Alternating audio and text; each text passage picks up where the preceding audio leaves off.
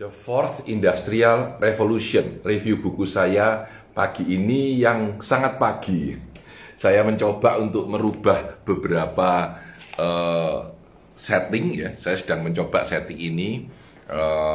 Teman-teman sekalian, The Fourth Industrial Revolution. Sebenarnya saya menulis buku ini di tahun lalu ya tentang industri 4.0, dan saya sering sekali berseminar tentang industri 4.0.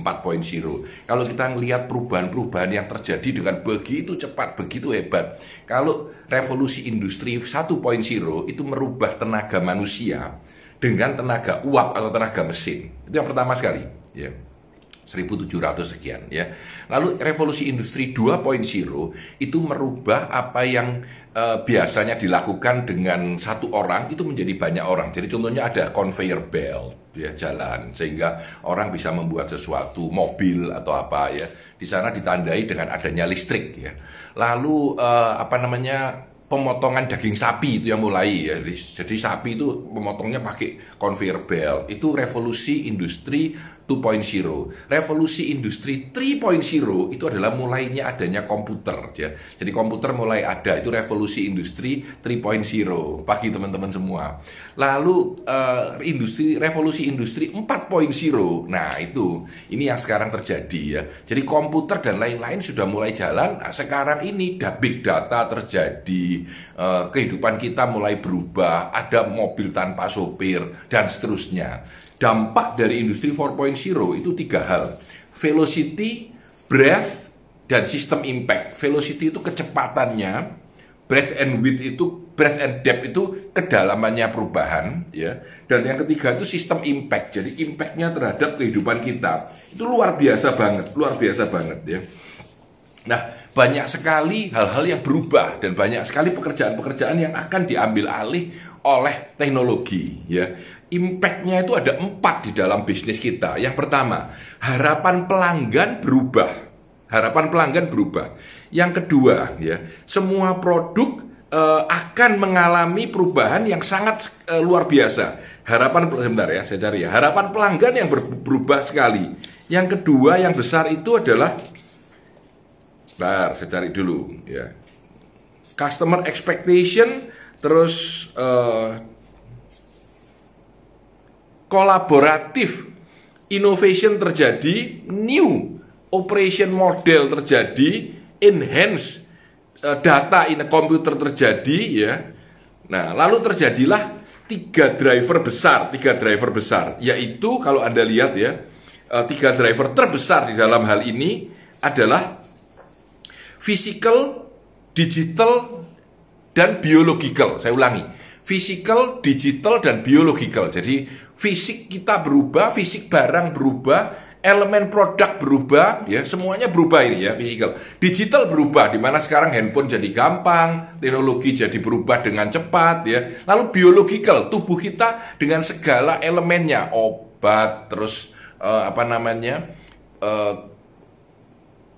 vitamin supaya kita tidak berubah menjadi cepat tua, lalu segala macam perubahan terhadap apa yang berdampak terhadap biological kita. Nah, saya ingin mengambil deep shift. Ya, ini sebagai fokus saya hari ini. Ya, deep shift. Ya, appendix tentang deep shift. Deep shift ini cukup panjang. Saya pilih 10 ya. Jadi pada saat tahun 2015 ya, Klaus Schwab. Setelah Klaus Schwab ini seorang pemuka dalam revolusi industri 4.0 melakukan riset dengan 800 eksekutif untuk mengukur apa sih yang mereka percaya bakal berubah pada tahun 2025, 5 tahun lagi ya. Nah, saya akan pilih 10 saja yang cukup menarik, 10 yang cukup menarik. Yang pertama, implantable teknologi yang bisa diimplant pada manusia. Jadi kalau sekarang itu sudah ya, kalau binatang langka itu ditembak cetek, kasih alat di dalamnya sehingga jalan-jalan kemana tahu kan ada di mana ya. Di Amerika sudah ada perusahaan itu mengimplant chip di sini untuk karyawan. Jadi kalau makan di restorannya tinggal selesai ya. Kalau masuk kemana ini implantable teknologi ya. Lalu orang tua kalau hilang supaya tahu di mana ya. Bahkan baby nantinya bisa saja diimplant semua teknologi tentang dunia yang baru. Nah, dia bilang bahwa Pertanyaannya adalah the first implantable mobile phone available komersial. Nah, mobile phone, handphone pun bisa diimplant ke dalam tubuh kita. Pada tahun 2025, 82% orang percaya. Ini melihat berapa persen orang percaya. Yang kedua, our digital present. Jadi keadaan kita, adanya kita di dalam dunia digital itu akan selalu ada di internet. Nah, ini juga menarik. Di China sekarang orang itu sudah diukur dengan menggunakan face recognition. Jadi Anda dimanapun akan ketahuan. Ya, ini digital present, di mana keadaan kita sebagai manusia akan selalu diketahui secara digital. Yang ketiga saya ambil ya, supercomputer in your pocket. Jadi sebetulnya handphone kita itu sekarang jadi superkomputer. Kenapa? Karena super canggih sudahan. Ya, buat motret dia jagoan, buat bikin film dia jagoan, buat rekaman seperti ini dia jagoan ya. Jadi ini adalah keadaan di mana superkomputer sudah ada di dalam tangan kita, handphone kita. Yang keempat, the Internet of Things. Internet of Things itu adalah semua produk itu bisa dikasih chip, dikasih IP di dalamnya, sehingga semuanya jadi tercatat secara internet. Dia bilang bahwa 1 triliun sensor akan terkonek di dalam dunia ini ya. 89 orang percaya iya. Karena the Moore's Law, yaitu setiap 1 tahun sampai 2 tahun, 1,5 tahun itu kemampuan komputer itu double. Jadi kalau Anda double itu akan luar biasa eksponensialnya ya.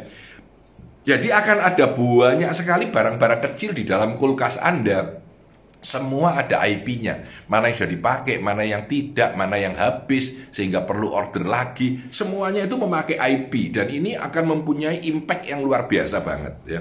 Yang kelima, driverless car, ya, mobil tanpa sopir. Nah, tahun 2025 katanya sudah 10% dari mobil di Amerika akan memakai driverless car. Yang percaya 79% dari orang. Saya merasa belum sampai 10%, ya, tapi sudah akan jalan banyak.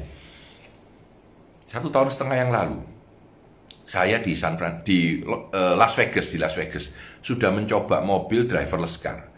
Jadi ini bukan mobilnya, tapi sistemnya. Jadi saya naik semacam Uber begitu ya, namanya Lyft, LYFT ya. Ditanyain, mau nggak nyoba driverless car? Oh, mau banget gitu. Harganya sama gitu ya. Jadi saya naik driverless car, mobilnya biasa semacam pesan gitu. Saya naik ke dalam, ternyata di depannya ada dua orang nih. Dan 2 orang ini bilang, kita sedang mencoba ini, Anda bersedia? Bersedia. Lalu dia cerita bahwa inilah driverless car yang sedang dicoba di jalan. Lalu sopirnya 1 orang ya melepas tangannya, ya destinasinya sudah tahu ya hotelnya, ditekan, dilepas tangannya, kakinya diundurkan, dan di sebelahnya ada seorang lagi yang mengawasi sambil interview kita ngobrol terus. Lalu mereka cerita bahwa satu-satunya alasan kenapa harus ada orang di depan karena hukum di Las Vegas ya itu harus ada orang di depannya kalau mobil itu lagi jalan, walaupun sebetulnya tidak dibutuhkan ya. Dan untuk 15-20 menit perjalanan di keramaian Las Vegas, mobil itu mengantar saya sampai ke hotel dengan sangat tepat ya, dan berhenti di depannya hotel. Saya turun dan saya bayar. Menarik sekali. Nggak bayar karena pakai apps ya. Sekarang ini teknologi driverless car itu sudah begitu maju. Dan kalau sampai regulation sudah ikut, kalau semuanya sudah oke, Anda bisa bayangkan 3 juta orang yang terhubung dengan menyetir truk dan lain-lain tidak dipakai lagi. Jadi pekerjaan menyetir mobil itu sudah hilang, dimakan oleh teknologi. Ya. Itu yang ke-6. Yang ke-7, dia bilang robotics and services. Jadi mesin itu sudah mulai menggantikan pekerjaan manusia. Ya. Dibilang bahwa 80% dari mobil di pabrik itu dikerjakan oleh mesin, tidak ada manusianya. Ya, hanya 20% dari elemen mobil itu, finishing ya, untuk melihat dan lain-lain itu pakai manusia. Jadi ke depan dia bilang bahwa the first robotic pharmacist in the US. Jadi yang melayani obat itu sudah bukan manusia lagi tapi robot, bisa melayani segalanya ya. September lalu saya ke Shanghai lalu ke Hangzhou, ke pusatnya Alibaba ya, dan di sana saya masuk ke Flysu Hotel namanya Flysu, kebun binatang terbang Flysu Hotel ya, Dan di sana hotel itu saya ditunjukin cara teknologinya. Jadi nantinya check-in tuh pakai wajah, face recognition, ya. Cek selesai, ya. Dapat kuncinya digital, kartunya.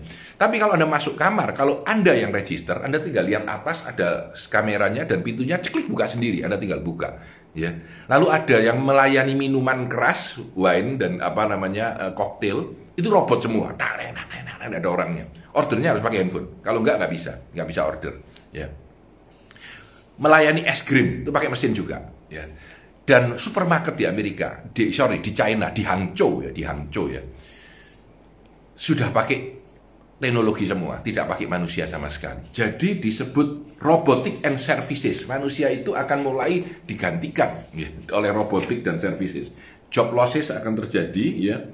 Normalnya day to day kita akan berubah karena mereka bekerja 24 jam, ya. Dan tidak perlu santunan gitu ya, dan tidak perlu gaji karena ya, teknologi itu yang Anda invest ke dalam diri mereka.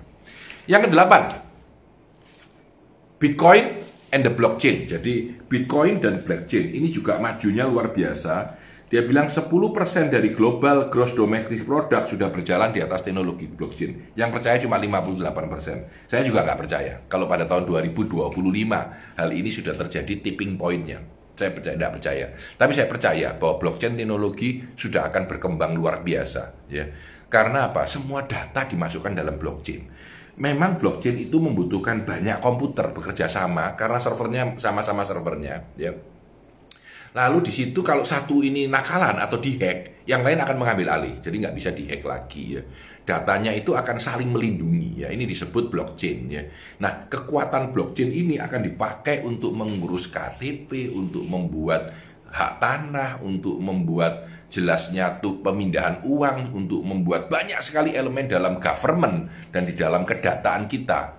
The Internet of Value, kalau Anda ikuti saya punya review buku lain tentang blockchain, bisa Anda cari blockchain, keren banget, menarik sekali, ya. Itu nomor 8. Nah, yang nomor 9, the sharing economy.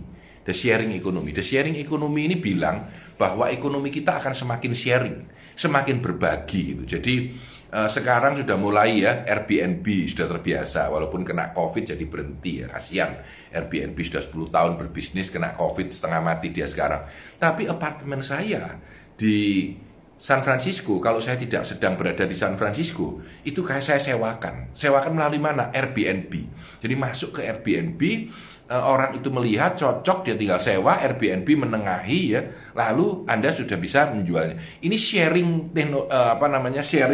ekonomi. Sharing ekonomi dibilang the global more trips and journey, pakai semua sharing teknologi, ya. Jadi Anda punya private jet bisa disewakan, Anda punya mobil unik bisa disewakan, Anda punya sepeda motor gede yang keren bisa disewakan, ya, melalui sharing ekonomi. Oke. Dan yang terakhir, ini bulu kuduk saya berdiri baca judulnya, ya, The Designer Beings. Manusia yang didesain ulang dengan perubahan genetik. Dan klaimnya di China, ya, bener gaknya saya nggak tahu, di China itu sudah terjadi tahun lalu, ya. Bagaimana terjadinya? Yaitu seorang bayi yang ayahnya kena AIDS, ya, ibunya kalau nggak salah kena AIDS, saya nggak jelas, ya. Lalu dia genom atau DNA-nya dirubah supaya dia tahan terhadap AIDS. Nah, ini juga di mana manusia bermain menjadi Tuhan gitu, ya. Jadi mulai merubah diri orang. Kalau Anda mau merubah warna mata Anda, itu gampang sekali katanya, ya. Kalau Anda mau merubah supaya paru-paru Anda nanti besarnya tidak TBC, nah itu susah, ya, tidak TBC itu susah. Tapi genetik dirubah itu sudah terjadi pada sayuran dan pada binatang. Tunggu manusia, ya. Jadi ini menarik sekali, ya. Jadi bulu kuduk saya berdiri lagi, ya. Jadi katanya umur manusia akan lebih panjang, ya. Tapi terjadinya ethical dilema. Jadi ada kasus orang yang lahirnya pendek itu di bawah 1 meter, ya. Pendek banget gitu, ya. Itu kan terjadinya genetiknya yang salah. Jadi sekarang ini kalau orang tuanya punya genetik itu, sebelum lahir bayinya itu bisa dites dulu bahwa dia punya kemungkinan itu enggak. Bahkan kalau menggunakan bayi tabung bisa dipilih mana yang lebih sehat, mana yang tidak. Ya. Mana yang punya kemungkinan itu dan mana yang tidak. Jadi perubahan manusia ini menarik sekali ya. Walaupun ini di luar masalah agama, etik, moral, dan bagaimana ya. Jadi sekarang mau menciptakan orang yang tubuhnya sehat banget, yang umurnya bisa panjang, yang IQ-nya jadi tinggi banget gitu ya. Itu sudah mulai di riset orang. Karena apa? Designer beings. Jadi manusia yang didesain gitu ya. Itu akan membawa impact ya. Jadi kepada manusia ataupun kepada hal-hal yang lain ya. CRISPR yang terkenal sekali programnya ya. Karena apa? Human Genome Project dulunya itu 2,7 billion dollar untuk membuat Human Genome Project yang pertama pada 2003. Tapi pada 2009 itu sudah tinggal 100.000 US biaya untuk melakukan hal yang persis sama. Dan itu akan turun terus ya. Katanya nantinya hanya akan $1.000 untuk meriset Human Project Genome yang dulunya 2,7 billion dollar ya. Ini yang menurut saya menarik banget ya. Jadi manusia pada akhirnya akan bisa diedit ya, diedit kembali ya. Teman-teman sekalian, itulah tadi 10 teknologi shift atau disebut deep shift ya, deep shift ya. Jadi ini adalah riset yang dilakukan di 2005 oleh teman-teman oleh Klaus Schwab ini ya, tentang Fourth Industrial Revolution ya. Jadi dia bilang apa aja yang dipercaya orang bahwa pada tahun 2005 itu sudah akan terjadi. Berapa persen dari sesuatu, beberapa persen dari sesuatu. Contoh lagi adalah pengambilan keputusan. Mereka menebak bahwa pada tahun 2025 akan ada board of director dari company yang terdiri dari mesin gitu. Jadi teknologi aja, dari big data. Jadi kalau misalkan saya perusahaan multinasional besar, saya mau buka cabang di Vietnam gitu. Oke apa tidak? Yang melakukan ini siapa? Mesin gitu. Mesin. Dan ini sudah akan ada gitu. Sudah akan ada ya. Dan ternyata sudah terjadi. Sudah terjadi. Ada company dengan 8 board of director, di mana satu board of directornya itu adalah adalah teknologi, adalah mesin, adalah software ya. Jadi ini yang menjadi shifting yang luar biasa. Jadi ada 22 sebenarnya. Saya mengambil 10 karena waktu dan tempat yang saya tidak memungkinkan ya. Saya hanya mencoba untuk 15 menit sharing buku saja ya. Nah, ini penutup saya. Ya, penutup saya. Apa aja pekerjaan yang akan hilang dan apa pekerjaan yang akan ada? Telemarketer, persiapan tax, insurance appraisal, ya, beberapa sport official, tidak ada referee lagi karena pakai komputer kelihatan kamu fault atau tidak, ya. Legal sekretaris yang bagian legal, ya. Lalu real estate broker karena pakai mesin semua, pakai digital semua, tidak perlu manusia lagi, ya. Farm labor kontraktor, jadi orang yang kerja di sawah itu akan diganti dengan mesin nantinya, ya.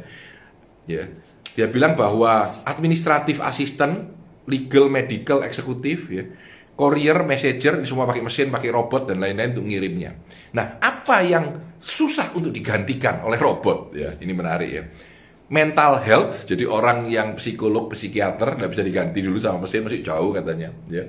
Lalu koreografer yang membuat nari orang itu koreografer. Ya. Lalu operation, surgeon ternyata susah. Physician, dokter itu masih dibutuhkan. Psikologis, orang yang psikologinya tinggi. Human Resource Manager, HRD Manager ini ternyata juga susah diganti. Sistem analis, ya. Antropologi yang menilai tentang barang-barang antik di dunia. Sales dan sales manager ternyata susah digantikan, ya. Naval arsitek, orang arsitek tertentu, ya. Lalu Chief Executive, CEO tidak akan hilang karena tetap harus ada yang ngedrive perusahaan Anda. Teman-teman sekalian, dengan shifting dari Fourth Industrial Revolution, ini memang terasanya masih pelan, masih jauh, tapi waktu yang bergeser dengan begitu cepat, luar biasa sekali.